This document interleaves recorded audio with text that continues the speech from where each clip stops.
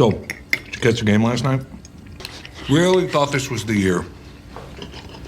Yeah, me too. You know, Texas wasn't even ranked. I know. Play calling was crazy. The worst. Is Ohio State the new Texas for the Huskers from back in the Big 12? The nemesis that's always looming somewhere on the schedule? Very well could be. My name is Viv, and welcome to the Nebraska Cornversation. Nebraska traveled to Columbus, Ohio to meet the 5-1 Ohio State Buckeyes on Saturday, a one-loss team ranked number 4 in the nation. Keep in mind, that's one loss by only 1 point against what was the number 3 team, now the number 1 team in the nation.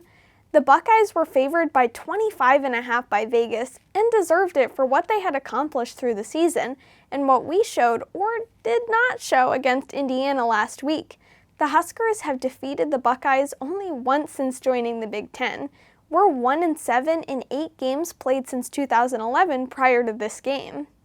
To add to the mountain of statistics against Nebraska pre-game, they are loaded with players expected to be first or second round draft picks, and as mentioned in the pre-game video, they have a $20 million NIL versus Nebraska's $5 million NIL.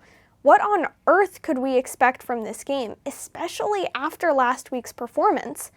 What would you think if I told you before kickoff that Nebraska would be leading Ohio State 17-14 with 6 minutes left in the game? What? Personally, I believe this to be a successful trip to Ohio State that's missing one thing: a win. Yes, it gets tiring speaking of moral victories, as we've had our share in recent years, but this one should be at the top of that list. I definitely feel this propels us to a confidence level that makes the last 4 games very winnable. After the Indiana game, I and many others felt as if this could be a repeat of last year, where we finished with 5 wins again and sit at home for the postseason.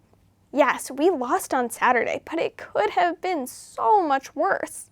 Starting with the defense, there were 10 times Nebraska shut down Ohio State for 0 or negative yards.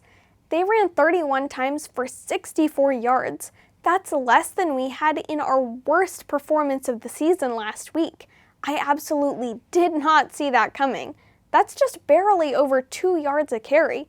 Sacks play into that, but still, what an amazing defensive performance by the Huskers. Ohio State was number 2 in the Big Ten for rushing offense. We held them to 21 points, which was their lowest point total for the season. They're also number 2 in scoring offense in the Big Ten. Even number 1 Oregon gave up 31 points to them. To highlight a few outstanding defensive players, we have to start with Jamari Butler. With 1 sack, 3 tackles for loss, totaling 4 solo tackles, and multiple pressures. MJ Sherman had 1 sack and 2 tackles for loss, totaling 3 solo tackles. Malcolm Hartzog had his 4th interception of the year, along with 2 solo tackles. Deshaun Singleton had 10 tackles, with 6 of them being solo. The whole defense played an incredible game to hold a high-powered offense loaded with talent to just 21 points, and as mentioned, only 64 yards rushing.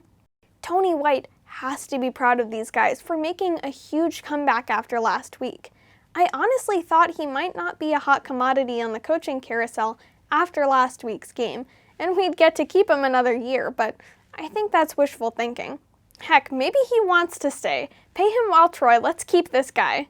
But quickly before I continue, if you like this video and want to see more content like this, click the like button and subscribe to the channel. Now on offense, it was another story.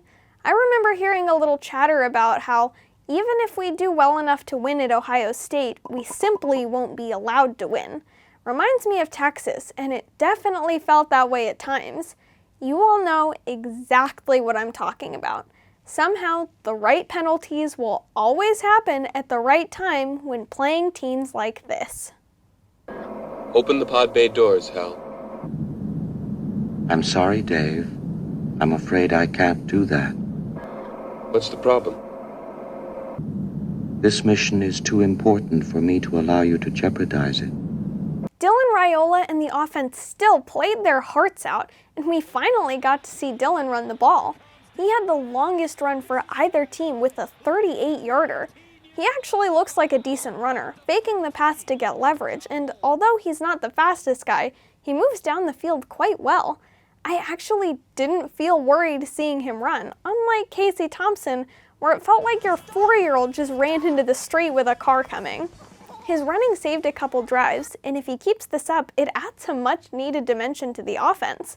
Not to be used in a planned way, but if nobody's open for a pass and you have 10 open yards in front of you, why not? The slide rule also helps with that decision. Dowdell also had one touchdown and some consistent runs late in the game. His dive looks better every time, although the one where he didn't get in the end zone on 4th down seemed like a mistake. Not the best play call, it was totally predictable. Why not a naked bootleg or plow to the right with a guard pulling and a fullback in front, or some sort of misdirection or something? At the goal line on 4th down is no place to be predictable. Speaking of predictable, Satterfield must really love the screen or short pass game. He used it so often there were a number of completions for loss. Not a good look. In the Rutgers postgame video, we gave the first ever Rudy Award to Brian Buschini for his resilience and for fighting through adversity to have a great game. Well, we have another one this week. The second ever Rudy Award goes to John Hull. Hull was 1 for 5 in making field goals prior to this game. Well, this week, when it counted most, he made 3, count them, 3 field goals. Not a single short one either. First one in the second quarter from 39, and next to finish the half, he went out to try a 54-yarder, and what just happened? It went through! A 54-yarder. It's in the hole! It's in the hole! Hey. Later in the third quarter, he made another from 47 yards out. That's pro-level stuff. Do we have a dependable kicker now? Considering this was in a hostile environment in front of almost 105,000 screaming Ohio State fans, I think he just might be the guy. Congrats, John, you're the big winner of the Rudy Award. There were a number of times it seemed like we could have pulled off the win, but playing how we did against the number 4 team in the nation certainly bodes well for our upcoming schedule.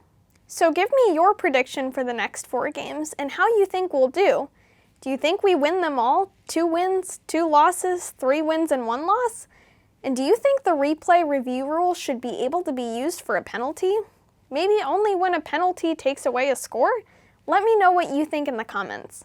Anyways, that's all for today's post-game video, and thank you so much for watching. Don't forget, if you liked the video, click the like button, subscribe to the channel, and click the bell to get notified about my next video.